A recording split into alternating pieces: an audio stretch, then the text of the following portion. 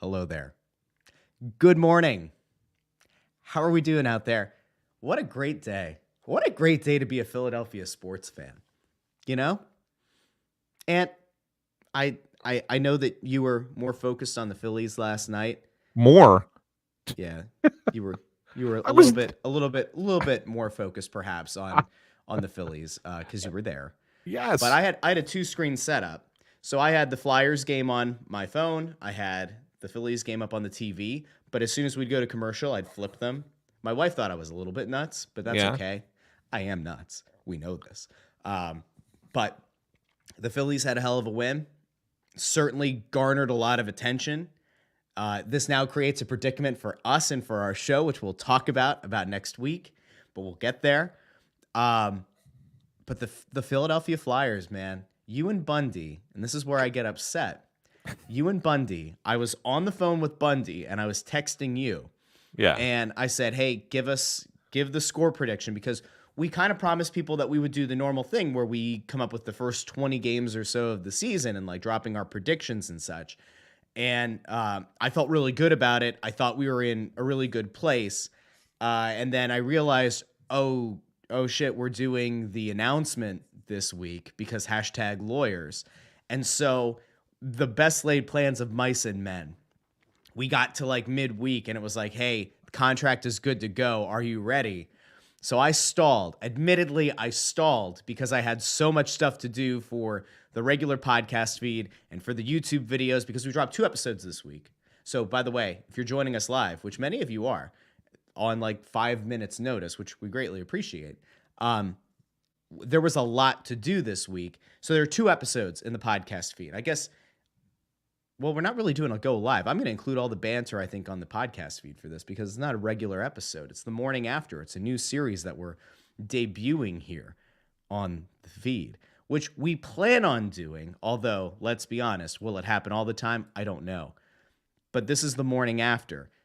Road games, we plan on doing a morning show the day after. We all know that the Press Row Show is back, baby.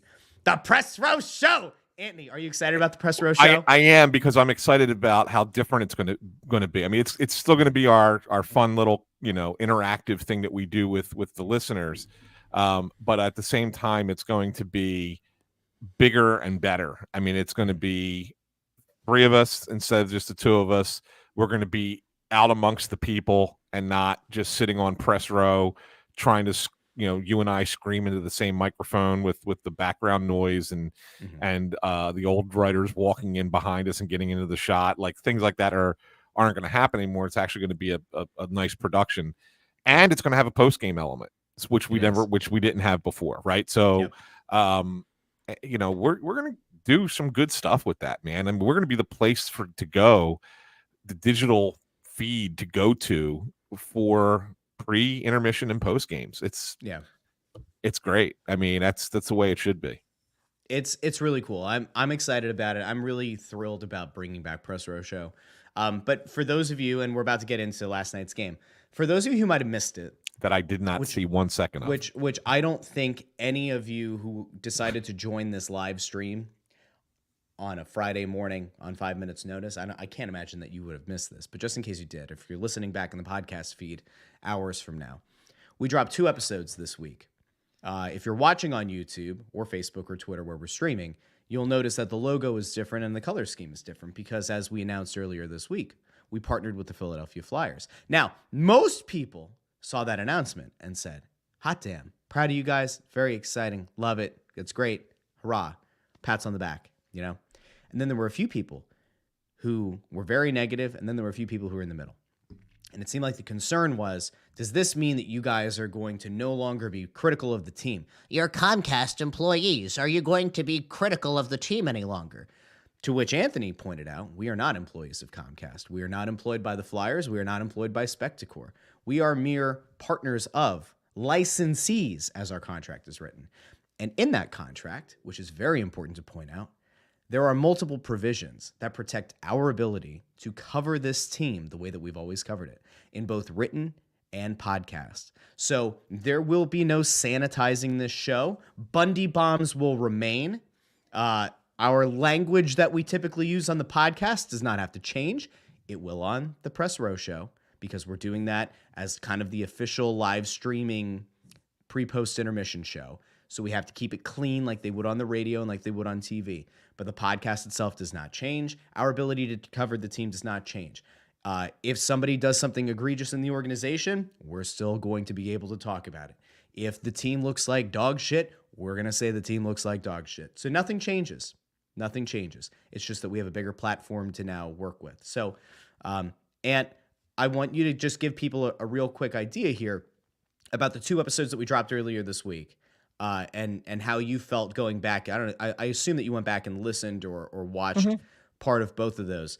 Give the people a real quick talk about, what the 2 episodes are, because I know podcast feeds can be weird. Some people only have it set to download 1 episode, so you might have missed one, or if you're on YouTube, the 1 episode might have kind of blended in. Yeah, no.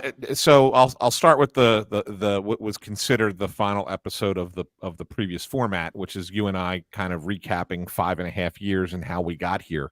I think it's fun for especially for our longtime listeners to really kind of hear us pull back the curtain on some memories and some things that opportunities that we had that didn't come into play. I mean, I don't think a lot of people knew that we almost were on 97.5, that we almost were on 610. That we almost were on 610. Not WIP. I'm sorry, not 610. Oh, okay. Yeah. Sorry, showing my age there for a second. That's okay.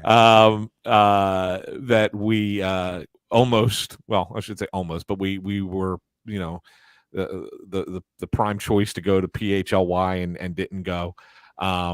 And then how this kind of came into play. So I think that's really kind of worth listening to. And if you're a newer listener to the pod, I would say it's worth listening to, because it kind of catches you up. It kind of catches you up on who we are and how we got here and why we are so adamant that we are going to keep doing things the way we do them, where we are unfiltered and straight, honest, truthful at all times. And like I said at the beginning, I wanted to point out, I told Russ, I have no problem doing the morning after for the first game.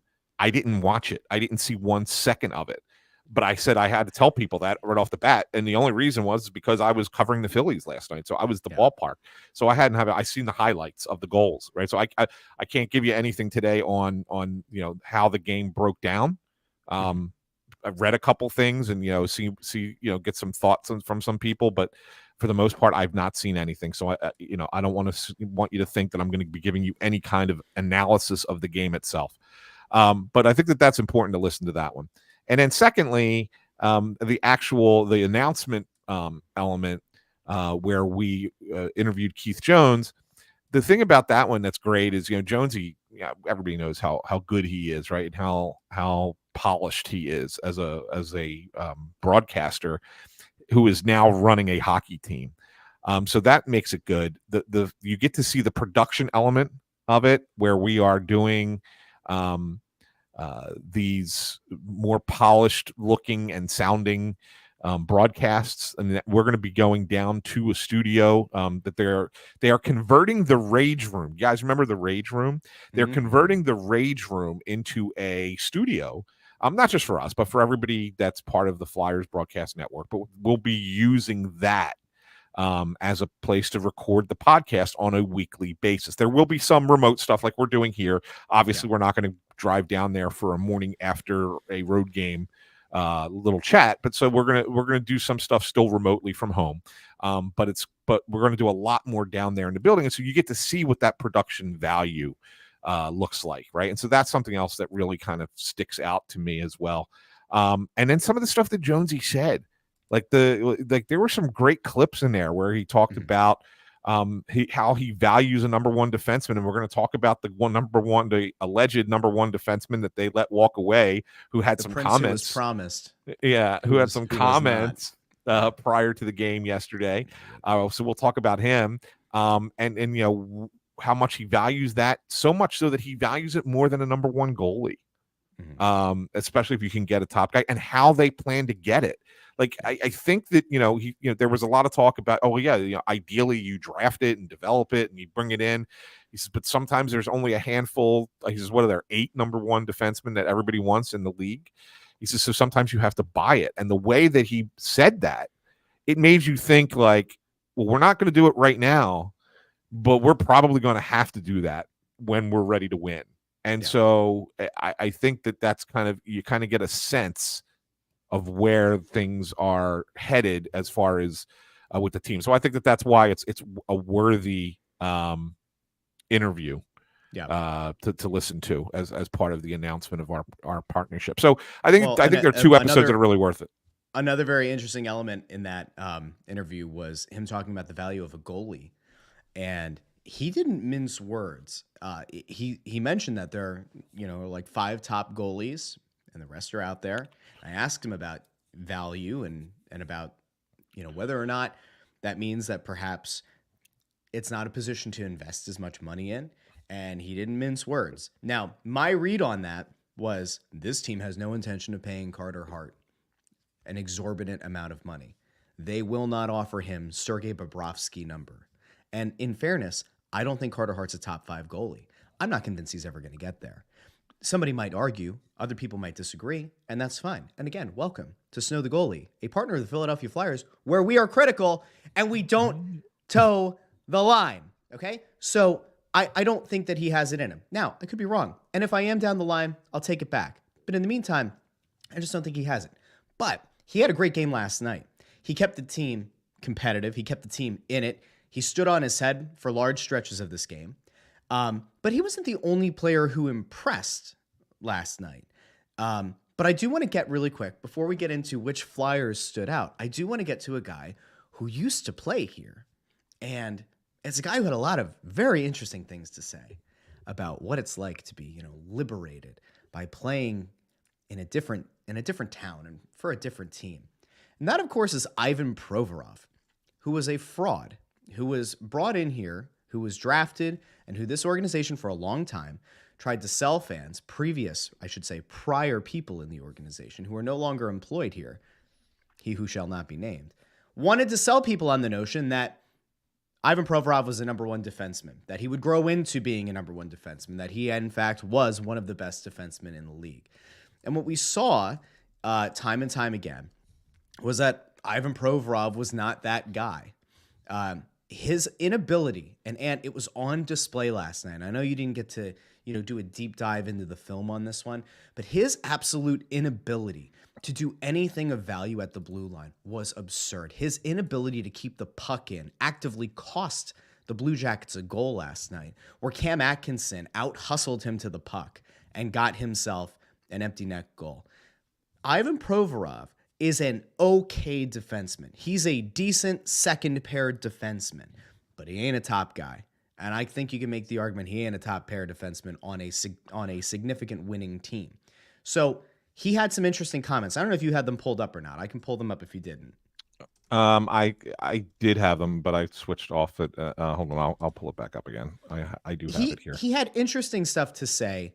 And the thing that was kind of crazy about it is that he was trying to, I think, simultaneously prop up the Blue Jackets while also trash the Flyers. You say you have them now? Yeah, I got it. It says, so here's his quote. This was yesterday to Kevin Kurtz, right? Kevin Kurtz, the new writer for The Athletic covering the Philadelphia Flyers. He released these yesterday. Who I'm sure at some point we will have on Press Row pregame, because we will have rotating guests, because Bundy's on the radio. So we'll have rotating guests for pregame. And so I'm sure we'll get Kevin on at some point. Anyway, here's what Provorov said. Overall, the last 3 years, the way the team played over there, it's not really my game. It was a lot of rimming, throwing the puck away. I consider myself a player who can make plays and contribute and play with the puck. That only felt like it was making my game worse. To be on a team that can make plays and is allowed to make plays, it's been really refreshing, and I can actually play my game. Hello, sour grapes. Now, I want to pull this. This, by the way, this comment, spot on. Yeah.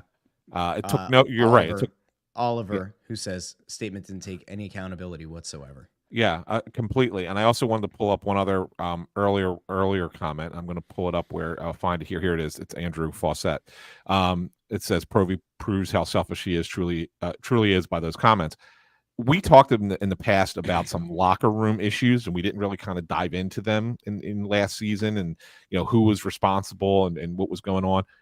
Ivan Provorov was not a guy who meshed well in that locker room. He was not viewed as a good teammate, even after the fact. Every time you heard sports say they had to clean up the locker room, that was part of it. I mean, there were other issues as well. There's those players are no longer here as well. But Provorov was a problem in the locker room. Yeah, and certain guys didn't necessarily want it to become public right away. But now that he's gone, and now that he's basically burned the bridge forever by saying the stuff that he's saying, it's fine to put it out there and say, this guy was an issue. I think we can also, it's been very clear. I think it had been clear before, but I think that a couple of the things that happened this week probably allow us to mention. The NHL put the thing out about Pride Tape earlier in the week. And Scott Laughton said that wouldn't stop him, that like if they wanted to say something to him, they could. Scott Laughton's been very outspoken and supportive of the Pride efforts, right? So we know where he stands. Ivan Provorov actively chose not to do the skate last year where the team was wearing the Pride jerseys. Where you land on that, I don't care. We're not diving into that. But the reason I point it out is because it very clearly shows that there were two schools of thought in that locker room between two guys who had worn A's on their sweaters at some point as part of this organization. Laughton remains here. Laughton is currently, a guy who this organization values highly, this coaching staff values highly for his leadership. Provorov got shipped out. So if you're wondering where some of that friction may have lied, well, there you go. It was pretty much put on full display for you between the juxtaposition of where Laughton was and where Provorov was this week. So it's very, very interesting, and I think it kind of speaks to, when we talked about the divided locker room for a few years and about some of the issues that were in there, that maybe will shine a little bit of light on that for some people. I do want to get to this really quickly when we come back to this. D Mako sent us over a super chat. Thanks, D Mako. Appreciate that on this beautiful Friday morning. Had to look. Friday the 13th. D Mako says, I'll be going to my first Flyers game in almost 10 years at some point this season, thanks to Snow the Goalie pushing for the change that we are seeing. Thanks, D Mako. Look, I don't think we are responsible for the changes, but do I think we had a hand in making sure that the public had a sounding board and a voice? Yeah. It's small. I think we had a small hand in that. Sure. So thanks, Dave. It's David Mako, who's been a longtime fan of ours, and that's right. Appreciate the super chat. Thank you. All right. So here there are some interesting things going on in the chat over here about Provorov. Okay. Yeah. Andrew Fawcett says he ignored coaches and tried to do things his own way and failed. That is true. Yes. We know that there were multiple coaches who had issues with him being thick-headed, not implementing or taking criticism or taking things in stride. So here we are. Ed says, hadn't heard these yet, just reaffirms this was 100% the right move. Loser mentality, guy who's all about himself. F out of here. By the way, you saw the Castanos quote yesterday. Unbelievable. Right, if you're around a child right now, mute your computer for a second. All right. Castanos, after the game last night, is asked on the MLB Network about, is there a more perfect fit with Philadelphia than Philadelphia and Nick Castellanos? And he goes, yeah, I fuck with Philly. Censors be damned. He's the best. He's the best. So wild. You know who doesn't? Ivan Provorov. Correct. All right. So I didn't mean for this to become and think about, a show where we talk about this, but think about what. No, I'm going to stop you for 1 second. Just think about what you just said, because I think Nick Castellanos within the Phillies world is probably equivalent to what Ivan Provorov was expected to be within the Flyers world. And the two couldn't have handled their situations any more differently. Can you explain that? They're not the star player for the team, but they're one of the top guys. So you say, okay, well, Provorov's supposed to be the number one defenseman, right? And Castellanos is probably the equivalent of that on the Philly side. They're paying him $100 million, right? I mean, so the guy is expected to do something really well. He had a bad year last year in 2022. Ivan Provorov, let's say before last year, so he had a bad year in 21. And you expect them to come back and say, look, you got to live up to who you are. And Castanos comes in 22, becomes a Phillies all-star, has a great year, embraces the fans, embraces everything about, what embodies this Phillies team. And Ivan Provorov comes out and becomes even more selfish. They go to team events with the public, and him and his girlfriend are off by themselves, not mingling with anyone, right? I mean, you couldn't be any more different than those two players who were fitting into a very similar role for their teams in this sports mad city. And one guy gets it and is beloved. The other guy didn't get it and got his ass shipped out to Columbus. I mean, that's the difference between the two. Yep. Is that a good comparison? Did I do a good Like, job with that? I think once you kind of explained it, it became a much better comparison. Well, thank you. Yeah, I mean, that's what I'm here for. I'm here to keep you in check. Hey, by the way, this is what I know that nobody likes to look back at drafts and be like, man, what a miss, right? But Zach Weeks has pulled this list up. Drafted after Provorov: Werenski, Meyer, Rantanen, DeBrusk, Barnall, Connor Cabot, Cabo, and Konechny. So if we think about that, there are a lot of interesting names on there. Notably, Werenski, who got hurt in this game, which led to Ivan Provorov playing some top pair minutes. And again, he got his doors blown off on multiple occasions. So I know that people were probably joining the show this morning thinking, all right, let's get into the reemergence of Joel Farabee. Let's talk about Sean Couturier's first game back. Talk about his first point since December of 2021, and we've spent most of the time shitting on Ivan Provorov. But in fairness, that was a story. It was a big story. He was a -2 on the night. He just did not look great. You know what the thing that was interesting to me though, Ant, was, he said about how the Blue Jackets are better at, making plays and encouraging players to make plays and all that. When I look at some of the top end talent that Columbus has, they have no business being as bad as they probably will be this year. Now, I get the fact that they're not the deepest team in the league, but like when you have a team that up front can boast having a Laine and a Gaudreau, I think you should be a decent team. And on the back end, Werenski's always been very good. And if Provorov is what the Ron Hextalls and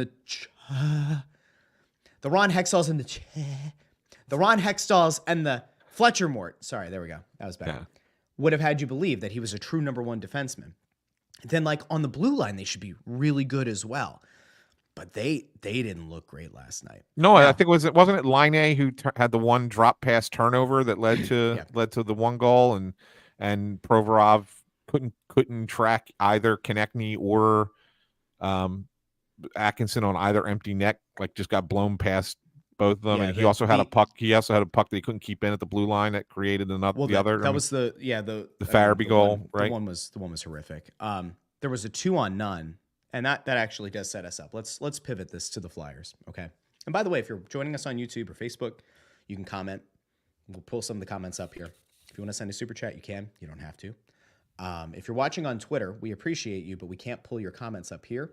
So go over to YouTube. As you can see, it's scrolling across bottom, youtube.com/@SnowTheGoalie, or join us on the Facebook page and you can comment there. We used to be able to do that. Yeah, well, that was back in the days of Periscope. Like that used to be, you could aggregate all those Twitter those comments and everything. Twitter X, Twixter. Twixter. Kill them. We still love them. We love the Twitter, but all their changes suck. Anyway, let's pivot this now to some of the positives about the Flyers last night. Okay, Sean Couturier played for the first time in 600 something days. Had his first point since December of 2021. He looked fine. Did he look totally like himself? No. Did he look good? Indeed he did. And I think it was back in one of the earlier episodes this week that Jonesy even said something to the effect of, there are going to be good moments, there are going to be good flashes, and then there could be some games where he doesn't look totally right because he's coming back off of missing 2 years. He picks up an assist early in the game on a 2-on-none, a nice little give and go with him and Joel Farabee. And Farabee puts the biscuit in the basket. Farabee had himself a good game. Travis Konechny had 2 goals in the effort. Cam Atkinson scored for the first time since returning to Columbus. A lot of feel-good moments in this game.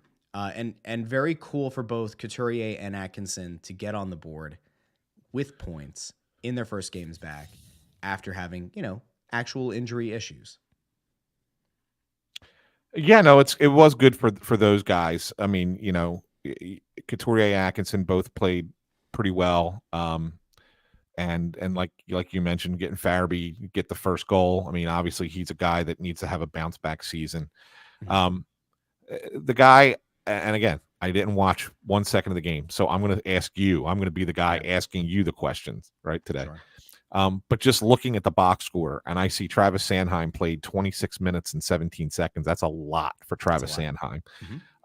But it tells me that if he was playing that much and they, looked good out there, that he probably had a pretty good game. He did. Yeah. Was it a perfect game? No. Was it much more of a game that I think we would have been accustomed to seeing a couple of years ago when he looked like he was a confident player? I would say so. Not a perfect effort from Sanheim in the game, but it was a very solid performance. And it's also very clear, again, we go back to the Jonesy interview earlier this week, but like the organization clearly thinks that he has the ability to play himself into a top pair defenseman role and potentially grow into being a number one. Now, in fairness, that contract is still not a great contract. If he bounces back to the guy that we saw 2 years ago, then it's an okay contract, especially if the cap goes up the next few years and you start to look at, it's not about the actual value of the deal or the AAV, it's the percentage against the cap, right? And as the cap continues to grow, we're going to look like, it'll look like a pretty decent deal potentially if he bounces back. If he doesn't, it's still going to hurt. But no, pull up the last comment that you just had up there from Chris, C-Mac. right? Yeah. From C-Mac. Sanheim looked like a defenseman that no longer hung in Provorov's shadow. That's one big part of this that we can't overstate. Now, look, Columbus stinks. All right. Columbus will probably stink. So this isn't going out and playing a world beater team, right? But in the first game, getting significant minutes, getting to play in all situations, Travis Sanheim looked like a good player. He looked like the defenseman that a lot of us expected him to grow into. We'll see if he keeps it up. The hope, obviously, is that he does. If he does, then that's where you start talking about, wow, all right, maybe the Flyers don't surprise people, don't become a cup contending team this year. But perhaps things aren't quite as dire on the blue line as people might have thought. Yeah, so. And the mention of, I know a lot of people want to talk about Zamula. And Bob says, I don't think he had a perfect night, but you heard his name a lot, and that's nice. It's made some nice passes, so that's a good thing. Tortorella's comment after, again, I didn't see it, so I can't give an opinion. So I'm going to give you Tortorella's comment. He says, I thought Z started off well, played really well, thought he fell off a bit toward the end, but made some good plays, had some good sticks, set up a couple of plays for us with a good stick. That's okay. That's kind of, whatever. That's good. That's good. He's going to, like I mentioned on the last episode of Snow the Goalie before the announcement, he's actually going to start the season. They're going to send down Emil Andre. I guess this is, I don't know if this is breaking news by any stretch of the imagination, but Risto, as soon as Risto comes back, which could be as early as tomorrow night, and I think there's a chance that it does happen tomorrow night, that he's on the trip. He's with the team. So up in Ottawa, I wouldn't be surprised if Ristolainen comes in. They'll send Emil Andre down to the Phantoms. The question will be, does Zamula stay in the lineup? Because interestingly, it was Nick Seeler who shifted from the left to the right, kind of taking Ristolainen's spot and not Zamula. So you might see Zamula get stay in the lineup a little bit, and somebody else come out because Risto is going to go back to the right. So there's that. Another question that I wanted to ask, and I have to run here, Russ, because I have a thing at 9:00. Feel free, everybody can stay in. Russ, you want to talk? You want to talk to the people? You can talk to the people. But go ahead. One of the guys that it looks like a couple of people are saying didn't have a great night. Don't end on a down note, but go ahead. Well, I'm going to ask. I'm asking. I don't know. I didn't watch it, so I'm asking you. But a couple of reports out there that Morgan Frost didn't have the greatest night. Didn't have the greatest night. I guess he had a few turnovers, and only played like 12 minutes or something along those lines. Two guys that definitely did not have their best night were Frost and Stahl. Okay. Do I think that that's going to continue to be the trend? I don't know. I don't think so. You certainly have to listen. Mark Stahl is Mark Stahl, right? What he brings to you in terms of leadership, whatever, like that's fine. That's great. Awesome. Fantastic. You hope that like the bottom's not going to fall out and that he's going to prove to be like a steady defenseman and a steady veteran presence. And he probably will. Morgan Frost, on the other hand, that's a guy that you obviously want to see do well. It's somebody who had a good preseason, and ultimately he's a guy who could play himself into a big money deal down the line if he performs for the entirety of the season. So Frost was not sound with the puck last night. He had a bunch of turnovers that did cause problems. You have to hope that obviously maybe it's just opening night jitters. Like, I don't know, but that needs to change. He'll need to bounce back in a big way in the second game. So I do want to address a couple of things here before we leave, Ant. Yeah, quick. As we did this, the question that came up a while ago was the new logo that has the Flyers logo on it, the new podcast logo. Yeah. Are we going to rebrand the stuff in the store? The answer is no, because as part of our partnership, we did not come to terms on using the Flyers logo on merchandise because we'd have to become a sub-licensee of the National Hockey League, which is incredibly expensive. And unless all of you and all of your families and everyone were going to buy a ton of merch, we never would have made a profit on it. In fact, we would have lost a lot of money on it. So it wasn't worth it. Now, I will tell you that I'm going to start messing around with the colors. I do want to keep all of the blue original logos that we've always had because that kind of is like a hearkening back to the beginning of the show. We will eventually, probably in the next week or so, add to the store the orange that you can see here, this kind of burnt orange. We'll redo the logo with orange and with black and with white. So it'll be the regular bell, and I'll probably do it with the one where the hockey puck hits it. We'll see. I might also do it with the crest. So if you've been looking for more orange and black instead of the blue that we had traditionally used, you can head over to shop.snowthegoalie.com, see what we have in the store now. Always open to suggestions, always open to if there are products that you guys want. You can send a DM to Joy on Broad, to Ant SanFilippo, to Bundy C-Terry6, although he has nothing to do with the store. He ain't going to know. You can send us a DM on Twitter or on Instagram at Snow the Goalie. You can send us an email, snowthegoalie@gmail.com. We're open to suggestions. We're open to things. By the way, before we head out, we will be back with the Press Row Show. The Press Row Show will be at the home opener. It's going to be, we're not doing this right now. We will be doing the Press Row Show on opening night. The one question that we keep an eye on the opening night thing. That's the thing. There are 3 events happening on opening night at the home opener at the same time, pretty much. I mean, time. within the hour of each other. Yeah. You have the Flyers home opener. You have game 2 of the Phillies Diamondbacks. Yeah. And across the street at the link, Germany and Mexico are playing a soccer game. And you might think to yourself, well, is that really going to draw? Yes, that's going to draw a lot of people. There's going to be 120. There's going to be 120,000 people at the sports complex. If the Flyers, it's going to be more. That soccer game, whenever Mexico plays, Mexico gets a ton of fans, and people love going to watch. Like Germany's always got a great team, available. So I don't know what's going. I don't know what's going to happen, but I do know that the Flyers are exploring the possibility of moving things around. I don't know if that means just changing the start time, making it earlier, making like a 6:00 start so that it doesn't run into the Phillies, or if they're going to work with the Canucks to maybe play a different day down the line and change the home opener. From what I understand, it's kind of in the Canucks court, like to try and figure out whatever the deal is. Again, I'm not saying that there's any guarantees on anything, but there's a lot of maneuvering that has to be done. And so this game could stay at 7:00. It could be moved It could be a different date altogether. Who knows? We'll see. There's nothing that's anything that's finalized, but the team is readily aware of what is going on at the same time, and are considering options that could try and alleviate a little bit of that. But could you imagine, even because they would have proprietary parking at the Wells Fargo Center? So now where the hell are all those people who are going to the soccer game going to park? And where the hell and the Phillies would lock in their parking lot, right? Yeah. I mean, it would be an absolute it's going to be a mess. It's mess down there. Yeah. The only thing that we can then tell people is if you're going to be going to opening night, where we'll be, I don't know if we're going to be doing the atrium like we thought for pregame. We're still working out the details on that. Keep an eye on the Snow the Goalie social media. We'll have an update on that for pregame.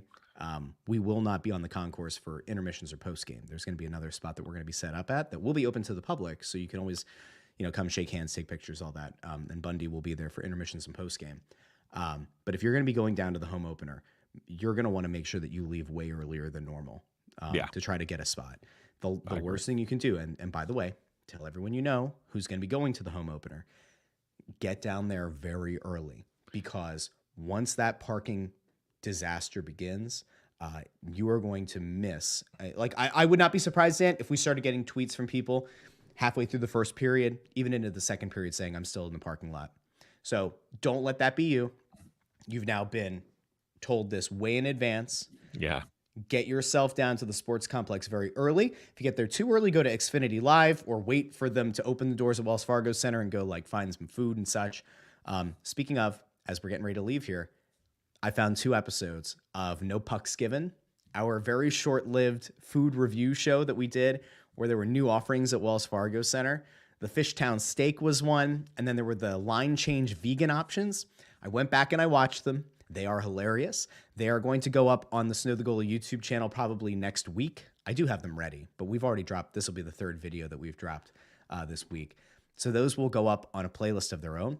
And I think we might have to go talk to a couple people in the Flyers organization and at Wells Fargo Center. Perhaps see if we can bring it back. Perhaps we bring back No Pucks Given, where we give our honest takes on new food being offered at Wells Fargo Center. So, hey, one thing before I wrap here, and I do have to go. I'm 7 minutes late at this point. We always get people who check in, and we love to ask people where they're checking in from, and from afar.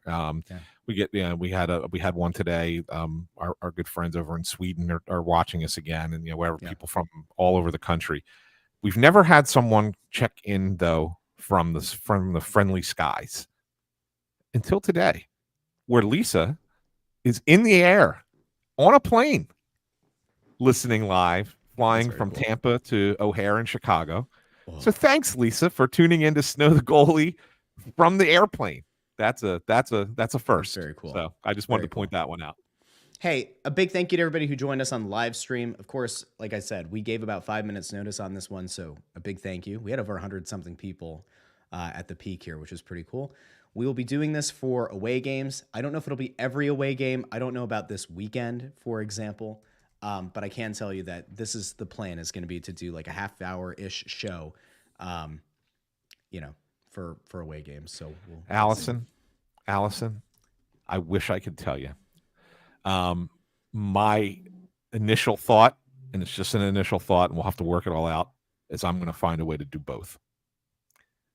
And I think I have a way of making it happen, but this is, by the way, for the people in the figure it out. podcast feed. Allison asked if the home opener is at the same time as the Phillies, where will Ant be? Yeah. Well, I have an idea that I'll talk to Ann about. Yeah, we'll figure it out. But anyway, we'll figure this out. All right. Thanks to everybody who watched. Thanks to everybody who listened back after the fact in the podcast feed. And by the way, I asked this in the Twitter community, which is linked on social media, and I believe is going to be in the description of the podcast. You can join the Twitter community where we ask questions about, would you like this? Would you like that? And one of those things, by the way, we're going to be putting the post-game show in the podcast feed. But if we get a lot of blowback that you don't want that junking up the feed, which I don't think it is, but if you don't like it, you can also let us know. What? Did you see this? Russ, good sir, I'm the one who told Bundy at Westchester for you guys to put the banter in the podcast. I made it today. Oliver, you rule. You rule. Isn't that great? We will include the banter in the podcast feed just for you. So there you go. We'll do that today. All right. Big thank you to everybody. Ant's on Twitter at AntSanPhilly. I'm on Twitter at JoyOnBroad. Bundy, who is not available in the Mongrel Hours, is on Twitter at CTarian6. So for Ant, for Bundy, wherever he is, I'm Russ. Thanks for listening, maybe even watching Snow the Goalie, the Only Flyers podcast. We'll talk to you again very soon.